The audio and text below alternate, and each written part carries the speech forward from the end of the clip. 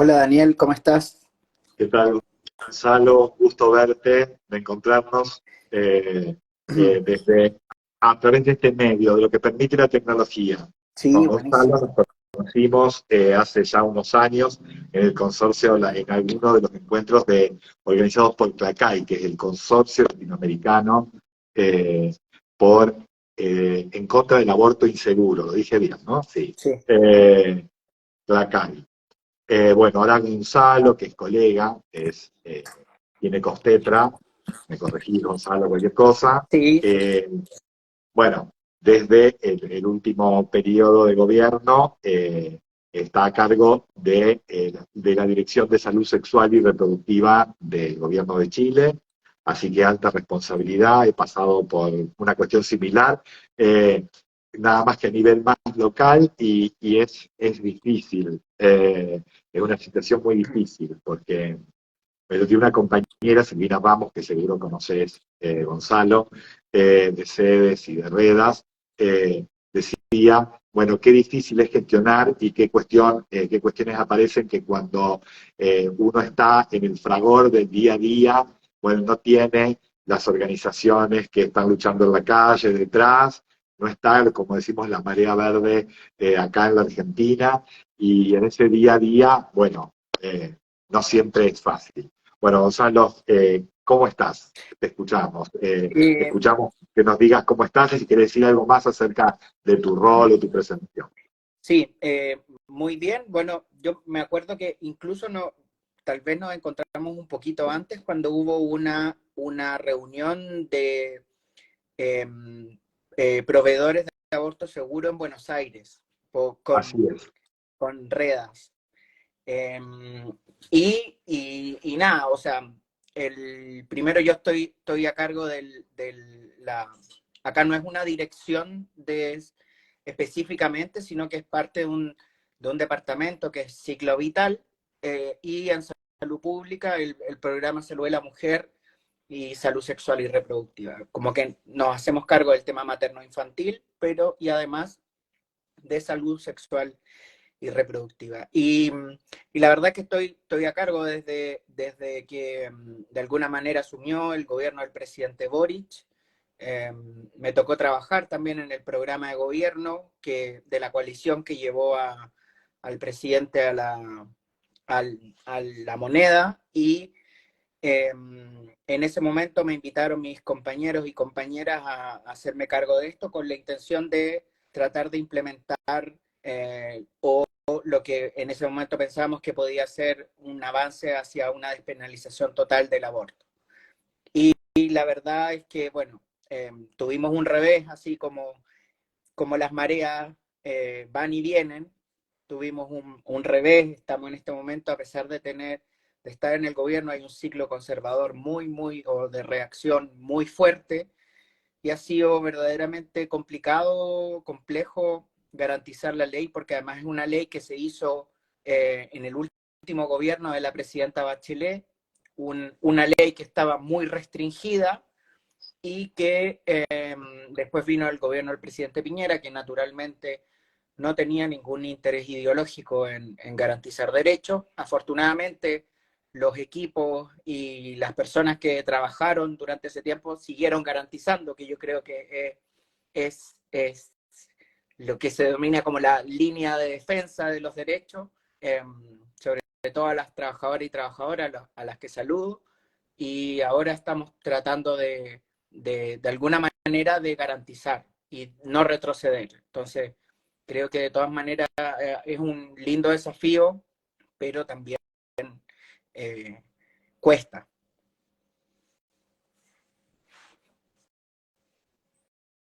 Ah, bien. Porque yo tengo un delay en la comunicación, por eso, Gonzalo, por las dudas te explico.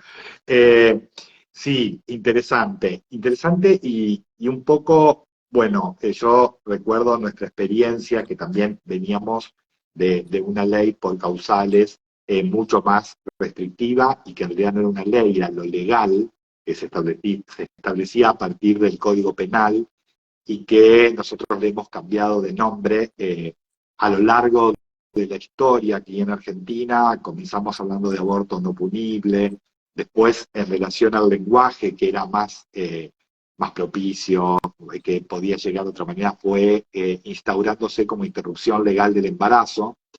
Y teníamos claro en algún momento que había que hacer un camino para que cuando la ley o las condiciones sean más favorables, bueno, haya en parte eh, lo que nosotros denominábamos la despenalización social del aborto, y a su vez también con un trabajo bastante intenso en los servicios de la despenalización institucional dentro del sistema de salud, ¿no? Del tema, y que llevó muchos años, eh, pero creo que cuando nos agarró la ley, bueno, nos encontró con mejores condiciones para poder empezar a implementarla.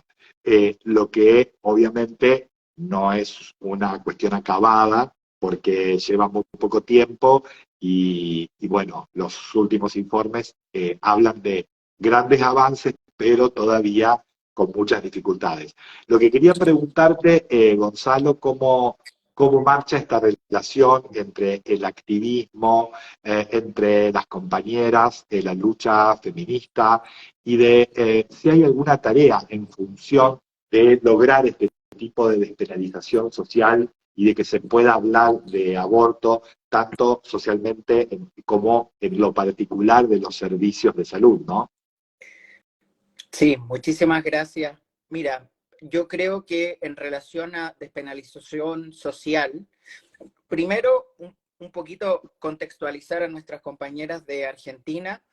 Nosotros, nosotros teníamos dentro del Código Sanitario, en 1931, se aceptaba el aborto terapéutico y de alguna manera es lo que nos pasaba más o menos con ustedes, que ustedes lo habían hecho 10 años antes, alrededor de la década de los 20. De ahí empezó a haber un avance importante con respecto y tenía toda una intención muy sanitaria, pensando en las muertes por aborto inseguro, el tema de la natalidad en general, y esto llega esto no está descontextualizado del tema político. De alguna manera, la primera experiencia que nosotros tenemos de aborto legal, seguro y gratuito es en los últimos 3 o 4 meses del gobierno del presidente Allende, en la Unidad Popular, donde hacen la interpretación que de alguna manera hacen ustedes también, que hacían ustedes en esta transición, que de alguna manera cualquier mujer que solicitara un aborto estaba en riesgo de un aborto inseguro y era causal salud poder hacerlo, era terapéutico y se ocupó esa, eh, esa de alguna manera capacidad de poder acceder. Bueno, con el golpe de Estado, bueno, y en ese momento, en esos 3 o 4 meses, que fue como un pequeño oasis, la verdad, terminaron los abortos sépticos en 1973, terminaron las muertes maternas por aborto, y después viene el golpe de Estado. Y hay una cosa que es súper interesante, y yo siempre me he preguntado, hace poco la recibí, ¿por qué hay tanta resistencia a ocupar AMEU en nuestro país? Porque todavía se sigue usando el legrado. Y la verdad es que los primeros equipos de AMEU llegaron vinculados, o el aborto con aspiración llegó vinculado a la gente asociada a la Unidad Popular, o sea, al proyecto de izquierda, y quedó después con un estigma de que quienes hicieran abortos de alguna manera con aspiración, mira lo absurdo, estaban vinculados de alguna manera a la izquierda, al aborto libre. Y por eso ha tenido tantas restricciones. Y después de eso, bueno, viene la dictadura, y el último día de la dictadura, esto es lo más anecdótico, un cardenal muy conservador le pide a la Junta de Gobierno que ponga como última medida ser el último eslabón de la prohibición total del aborto. Y eso fue el año 89. Entonces, durante toda la dictadura hubo aborto no punible, eventualmente en los casos terapéuticos, pero cuando se inició la democracia tenía que hacerlo. Y para modificarlo necesitaba una altísima mayoría que no existía. Y en las últimas se cambió el 2017, se agregó, y nosotros tenemos 3 causales, de las cuales está peligro de vida de la madre, no está incluida la salud, peligro de vida, malformación fetal incompatible con la vida y violación hasta las 12 semanas, en la mayor de 14 años y en la menor de 14 años hasta 14 semanas. La verdad es que de alguna manera esto ha ido evolucionando, y por qué quería llegar a esto, disculpa si me extendí mucho, pero es que en las últimas encuestas se habla, cuando se zanjó esta ley el año 2017, que fue una pelea más o menos importante, la gente a favor y en contra estaba más o menos 50 y 50. Y siempre planteábamos de que incluso entre los ginecobstetras, el 50% se declaran objetores de conciencia, al menos en alguna de las causales. La última encuesta consideró que el 80% de la población está a favor de las 3 causales. Por lo tanto, yo creo que existe efectivamente ha habido una despenalización social, se ha dado cuenta de todas las cosas que la mayoría de nuestras compañeras y la ciencia ha dicho, que las mujeres no van a utilizar el aborto como método anticonceptivo, que no va a ser utilizado indiscriminadamente, y que nosotros, la certeza que tenemos de que el aborto seguro disminuye el número de abortos a largo plazo, lo que sí ha sucedido es que institucionalmente todavía no ha habido esa modificación.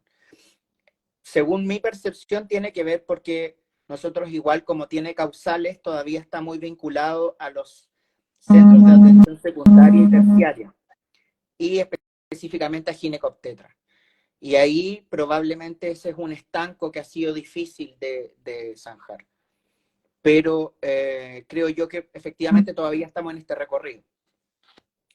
Gonzalo, ya que nombrabas en la cuestión hospitalaria y la cuestión de los profesionales, eh, lo que te quiero preguntar en relación a si la intervención de especialistas en ginecobstetricia es un requisito que pone la ley y, según tengo entendido, también la distribución de la medicación, que también es hospitalaria, es un requisito que consta dentro de la ley, o es parte de la reglamentación, uso y costumbre, o es algo que de alguna manera está atado a la ley y actúa como barrera y de manera restrictiva, en tanto hago un paréntesis con Argentina porque hay mucha gente estudiante que nos escucha y que le interesa conocer también qué pasa en nuestro país, ¿no? En esto, de que nuestra ley habla de profesionales, y estamos haciendo un trabajo bastante interesante que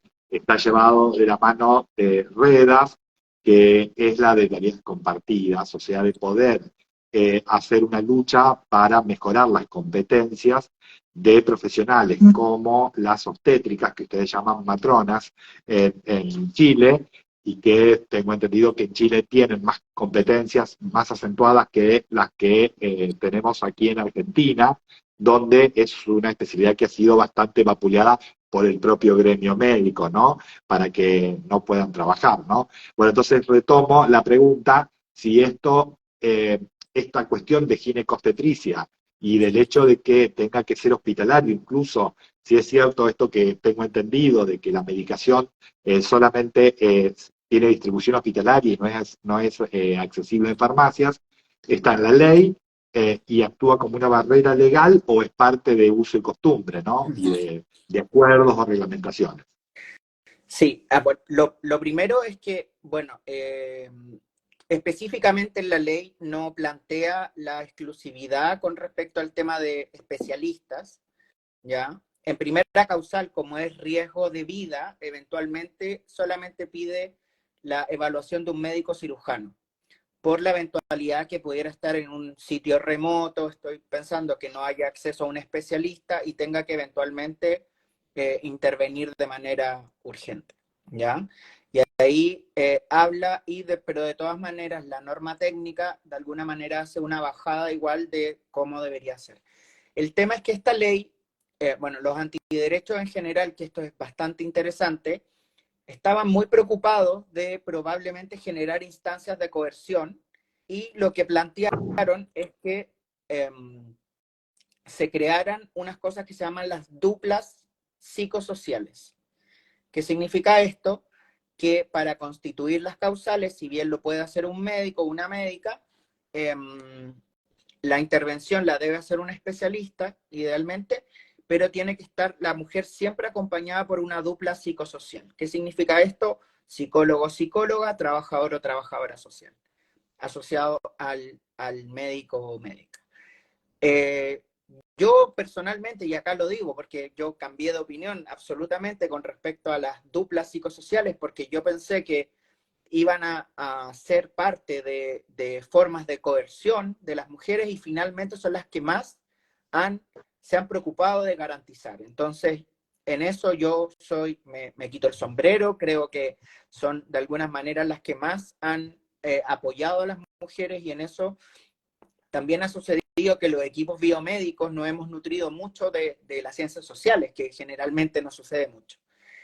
Y de todas maneras, pero esas duplas psicosociales están alojadas en nivel secundario y hospitalario. Entonces, de alguna manera, la ley como que obliga un poco a la atención relacionada a nivel secundario o terciario. Ahora, si bien no lo prohíbe y uno podría eventualmente generarlo, veo que es un poco más complejo que se vincule a la atención primaria. Y la atención primaria, lamentablemente, quedó solamente como una puerta de entrada y derivación próxima. Ahora, quienes hacen eso en la atención primaria son las matronas, porque las matronas son las profesionales de salud sexual y reproductiva en todo el ámbito fisiológico. Entonces ellas dan anticoncepción, hacen control de embarazo, salvo que haya, por ejemplo, una patología. Entonces, perfectamente una obstetriz puede controlar un embarazo durante toda la gestación hasta el parto, salvo que tenga alguna patología obstétrica, y ahí tendrá que ser evaluada por nivel secundario. Y con respecto a la medicación, a ver, la medicación no existe para venta libre en farmacias, solamente está restringido para uso intrahospitalario, pero, y además, nosotros sabemos además que está toda esta discusión acerca de que el misoprostol en particular siempre tuvo este uso gastroenterológico y la ocupación sui generis que se ocupa.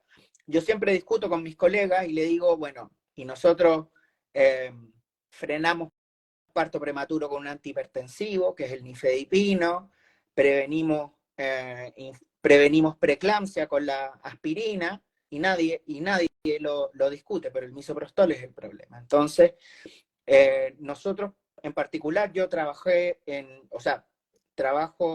todavía haciendo algunas guardias en el Hospital San José, que es la unidad de ginecobstetricia más grande de Chile, y nosotros partimos sobre todo manejando los huevos muertos retenidos y los abortos incompletos, y lo que hacemos es citar a las mujeres como urgencia, le damos la medicación y las damos inmediatamente de alta.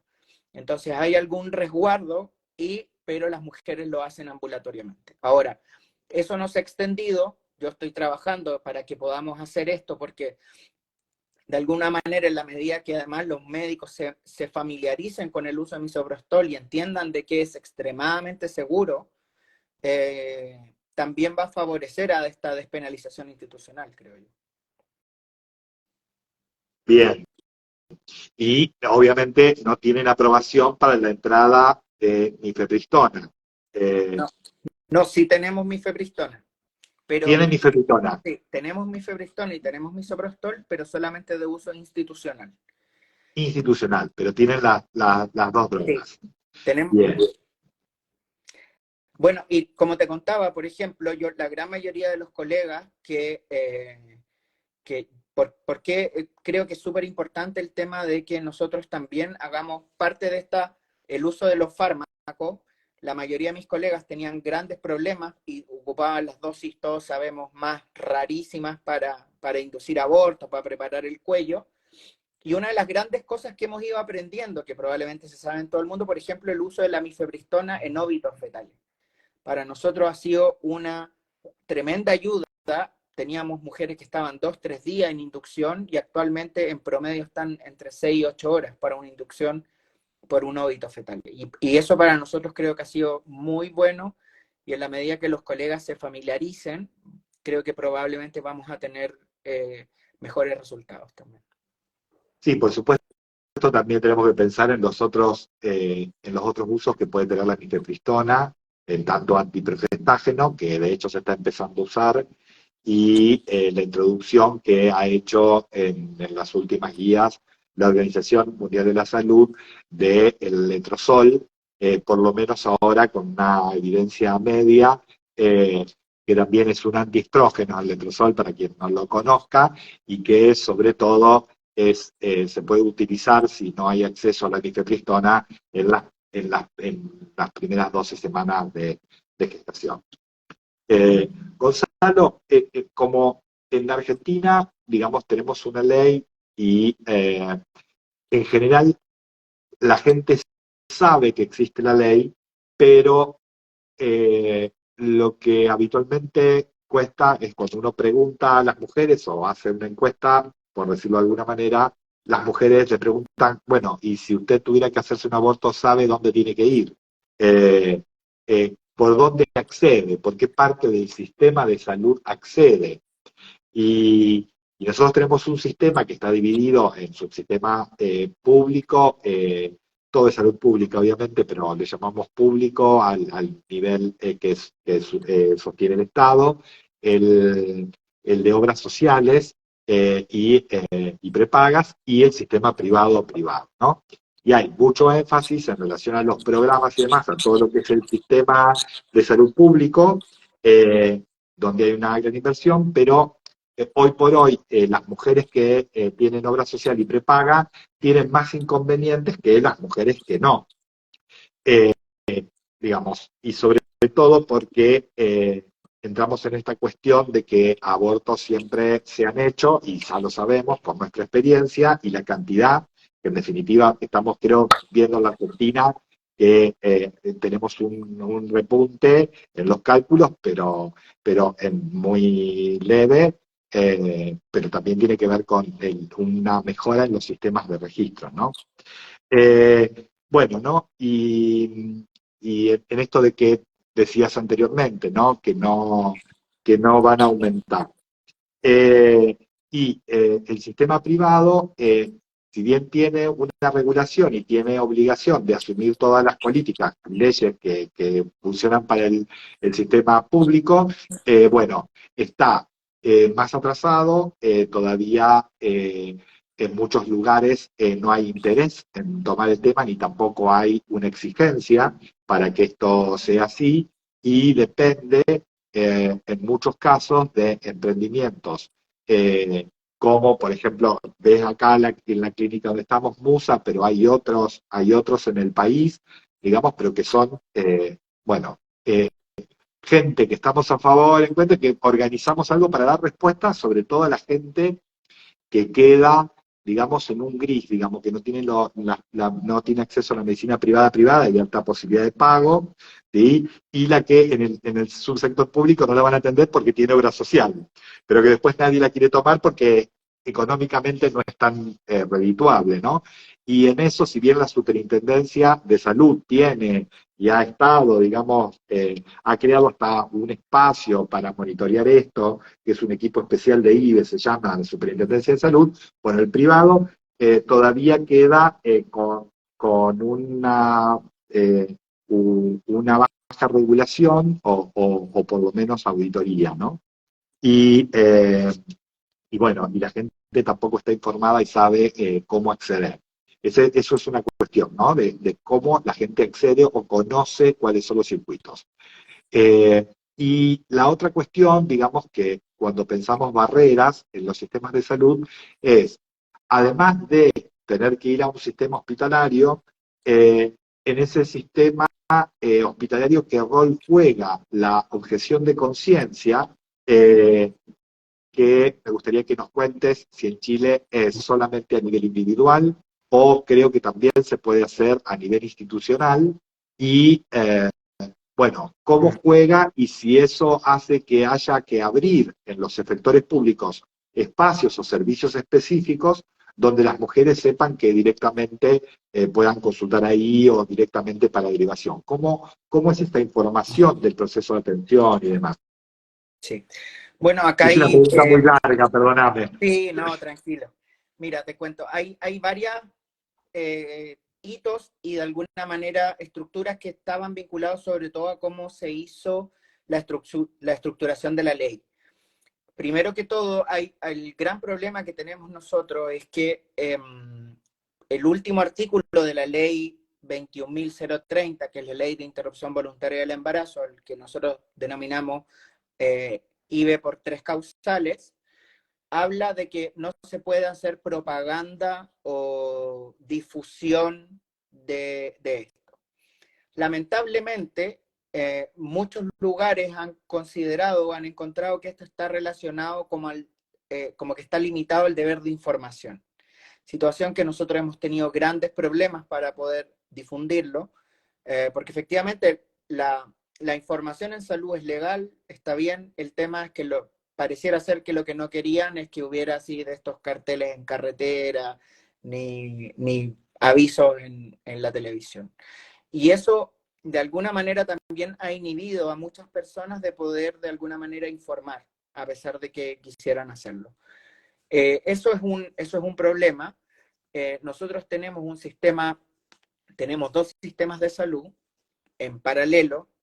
Uno es un sistema público que está asociado a un seguro público que se llama el FONASA, que atiende al 80% de la población, y un seguro privado que se llama ISAPRE, que son instituciones de salud previsional que atienden al 20% de la población.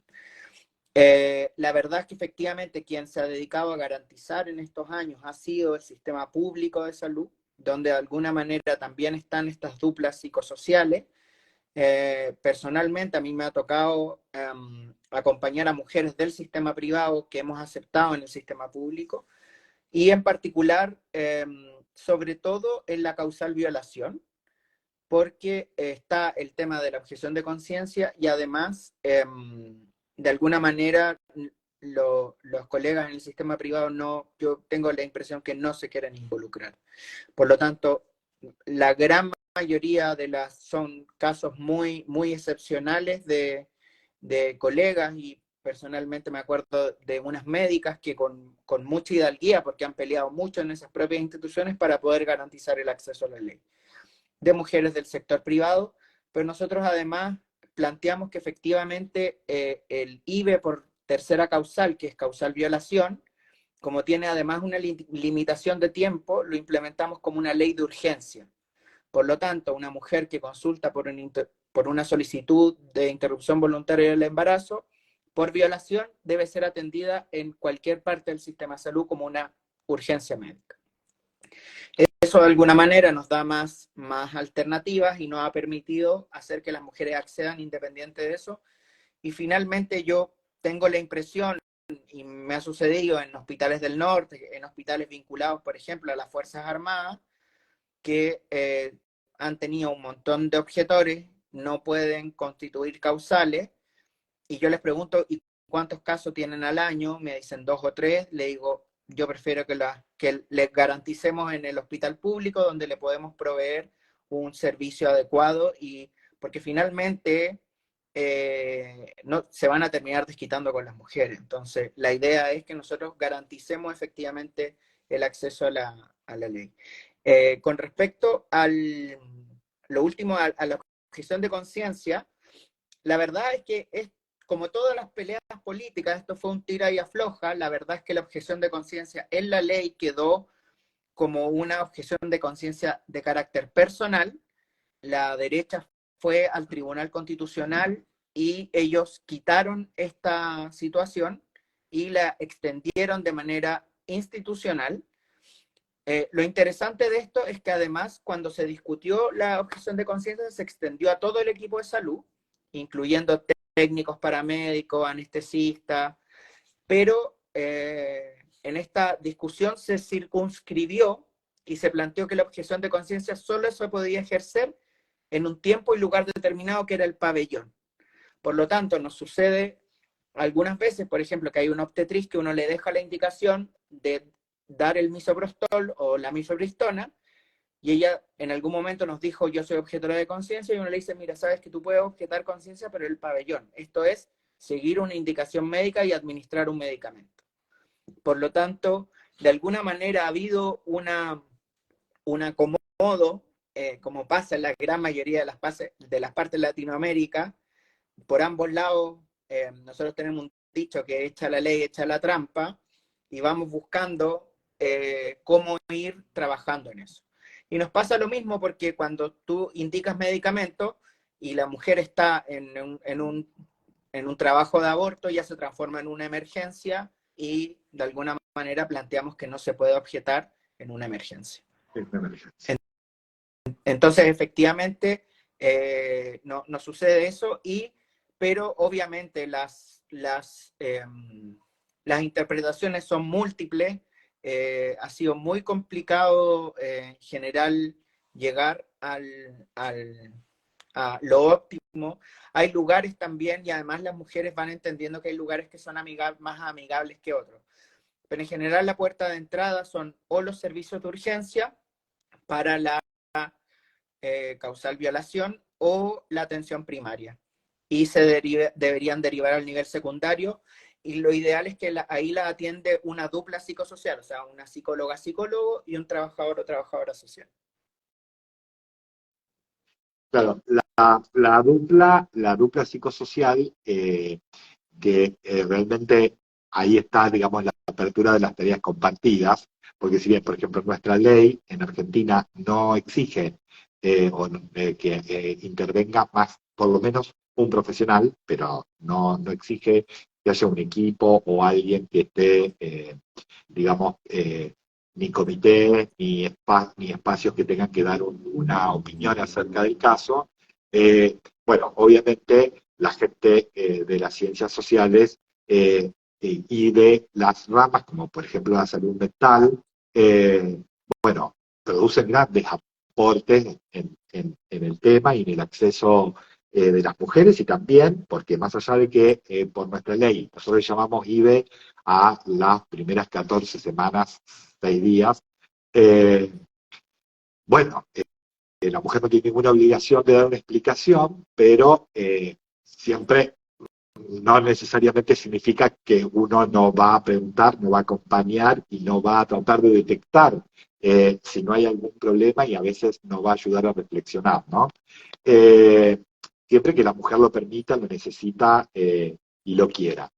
Y vuelvo otra vez a las experiencias que estamos teniendo en estos espacios, como por ejemplo Musa, en el sentido de que para nosotros, y creo que algo parecido debe pasar en Chile, a diferencia de lo que ocurre en el sistema subsector público, que es más fácil formar equipos de trabajo alrededor de una situación y tener una visión interdisciplinaria de las situaciones, en el subsector privado eso no es tan fácil porque todo es facturable, por decirlo de alguna manera, y porque encontrar que se forme un equipo, entonces, la accesibilidad, si no está dada por espacios, digo Musa por decir uno de los espacios, pero hay otros en Argentina, es muy difícil que cuando son espacios específicos logramos de alguna manera formar ese grupo de tareas compartidas donde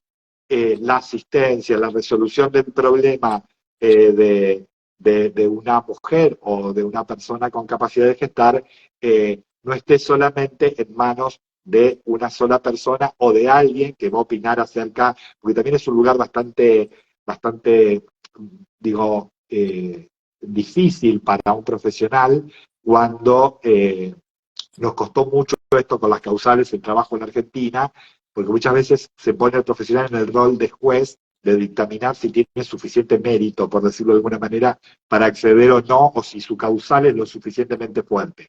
Bueno, ustedes, por ejemplo, en salud tienen una cuestión más específica en relación, por decirlo, al aspecto físico, biológico de la salud. Pero acá en Argentina siempre hemos pensado como el aspecto integral de la salud, y bueno, y la causal podría construirse por una causal que tiene que ver con lo social, ¿no? Y bueno, también veíamos cuando apenas empezábamos a trabajar en un trabajo muy lindo que se hizo acá en Rosario con 150 profesionales, y que lo hizo justamente las compañeras Mariana Romero y Silvina Ramos, veíamos que en el sistema anterior, por causales, bueno, en la medida en que las causales implicaban mayor autonomía y decisión de las mujeres, había un retiro en la decisión o en la posibilidad o el acuerdo de profesionales para acompañar a esas mujeres, ¿no? En esto de, bueno, en realidad no era una objeción de conciencia real, sino una objeción a la mujer, digamos, a la posibilidad de que la mujer decida, ¿no? O que tenga, o que ejerza su autonomía. Bueno, estos son gajes del oficio de lo que nos ha tocado. No sé si hay alguna pregunta de alguien que se haya conectado. Acá nos preguntaron si la causal de violación exigía la denuncia, sí, porque hay bastante desinformación al respecto. Contesto Sí. para Argentina, perdón Gonzalo, para Argentina no exige la denuncia, solo una declaración jurada, y si la persona tiene menos de 13 años, como para la ley argentina, se considera que es violación, que no puede, que es abuso sexual, porque no puede prestar consentimiento, por decirlo de alguna manera, no es así tal cual lo estoy especificando, se considera siempre como violación, como posibilidad. Obviamente, la persona puede hacer la denuncia o no en los casos de más de 13 años, pero uno le hace el ofrecimiento porque a lo mejor puede tener la posibilidad de conservar material biológico que se le pueda hacer un ADN y puede servir en esta causa o en la denuncia que haga esta mujer o persona con capacidad de gestar, pero obviamente siempre está ahí la decisión de la mujer de hacerlo o no, solamente una declaración jurada. ¿Qué pasa al respecto con Chile y con este plazo, parte de 12 semanas? Sí, mira, la verdad es que eso es bastante interesante porque acá, la verdad, la ley lo que plantea es que todo el personal de salud en conocimiento de un delito debería hacer una denuncia, eventualmente.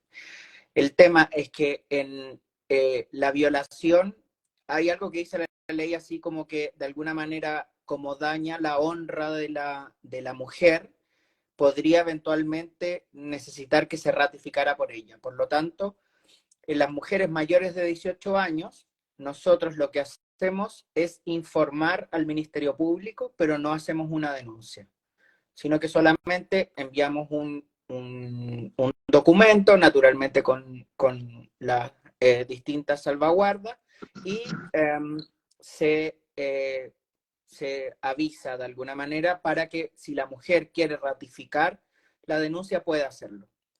Y nosotros, la mayoría de las terceras, o sea, casi todas las terceras causales hacemos con aspiración endouterina porque guardamos el material biológico y hacemos una cadena de custodia para utilizarlo eventualmente en algún proceso judicial. Y tenemos una obligación de mantenerlo 2 o 3 años, pero los casos han sido tan poquitos que generalmente lo hemos mantenido más tiempo. En las menores de 18 años, nosotros tenemos la obligación de hacer una denuncia y nosotros le decimos de todas maneras a las niñas y adolescentes que tenemos la obligación de hacer una denuncia. Naturalmente ellas también, dentro de lo que se llama la autonomía progresiva, también tienen derecho a comparecer o no, pero está la obligación de hacer la denuncia en la menor de 18 años. Y en la menor de 14 años, como la edad de consentimiento sexual son los 14 años, la menor de 14 años siempre se presume violación. Por lo tanto, y esa es una de las grandes diferencias que nosotros hicimos en el cambio de gobierno, que planteamos que en la atención primaria todos los ingresos de embarazo de menores de 14 años tenían que ser evaluadas por estas duplas porque tenían derecho a la interrupción del embarazo, y lo interesante es además que estas duplas también no están pensadas solamente para acompañar en la interrupción, porque si eventualmente una mujer o persona con capacidad de gestar quisiera continuar con ese embarazo, ellas la pueden acompañar en todo este proceso. Por lo tanto, diciendo que las chicas menores de 14 años tenían derecho al acompañamiento independiente de que si decidieran interrumpir o no, solicitamos que todas fueran evaluadas por estas duplas. Y lo importante de esto entonces es que en las menores de 14 años además necesitan el consentimiento de uno de los padres, siempre y cuando, a juicio de la dupla psicosocial o del equipo, no ponga en riesgo a la menor. Y en este caso lo que se hace es pedir una indicación sustitutiva a un tribunal de familia que tiene 48 horas para resolver. No tiene por qué ser los dos, puede ser solamente un mayor de edad, y lo que hablamos de un adulto responsable, y entre los 14 y los 18 años, por la autonomía progresiva, no se le pide la autorización a un adulto, pero sí se le informa. Entonces, perfectamente podría venir una chica de 15 años con una hermana de 19, que es su acompañante significativa, y nosotros, ella toma la decisión, firma un asentimiento y se le informa a su acompañante significativo que tiene que ser una persona mayor de edad. Bueno, es bastante similar a la Argentina, nada más que nosotros tenemos 13 años, o sea, antes de cumplir los 14, hasta el último día, 14 a 16, y de 16 en más, digamos. El 16 en más serían los 18 años que toman en Chile. Y así que más o menos es parecido a la gente de Argentina que está listo. ¿Alguna otra pregunta? Un momento, acá nada, están remarcando lo interesante que es poder compartir esta experiencia de Argentina con otros países y que están todos enganchados. Bueno, lindos comentarios. La verdad, Gonzalo, te reagradezco la disposición y el inmediato sí para poder hablar. Tenemos que hacer otro más largo, con más tiempo, y profundizar en muchos de los temas. Interesantísimo escuchar tu visión no solo de la experiencia, sino de tu visión política profunda, y cómo todo esto, digamos, hablar de aborto es un tema político, profundamente político, y nosotros teníamos una médica, compañera nuestra, Débora Sorrentini, que falleció, que ella siempre repetía una frase, ¿no? Y que a veces decimos, estamos dos varones hablando de aborto acá, ¿no? Y como eso, algunas personas podrían mirarlo y decir, bueno, ¿qué pasa?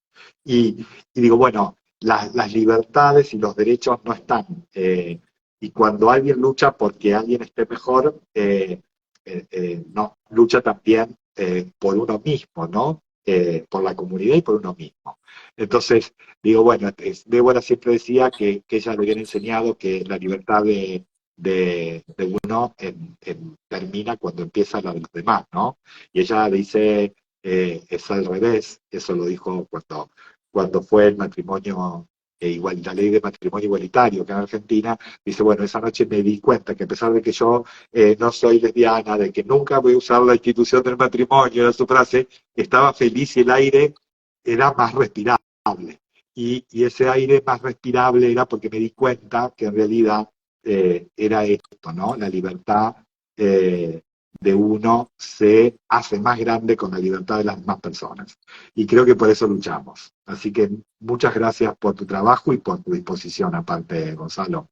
No, absolutamente. Además, creo que hay una sinergia de trabajo, de pensamiento, de estructuración y de militancia también con los derechos. A nosotros creo que ha sido súper interesante su experiencia.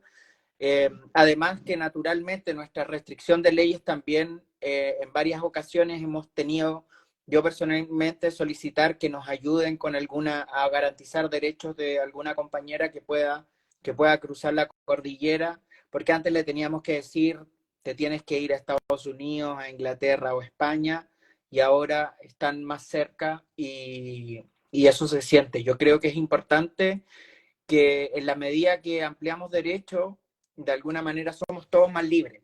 Así que un abrazo a todas las compañeras de Argentina, específicamente de la provincia de Santa Fe, que yo les tengo así un enorme cariño, a Rosario, y de alguna manera a todas las personas que luchan por las libertades, que creo yo que es lo más noble que puede existir. Un gran abrazo, Gonzalo. Muchísimas gracias. estés súper bien. Igualmente. Bueno, nos despedimos entonces, va a quedar esto en nuestro perfil y también subido a nuestro canal de YouTube, así que si nos quieren seguir también ahí, sería buenísimo. Gracias a todos por haber participado. Un abrazo. Buenas noches.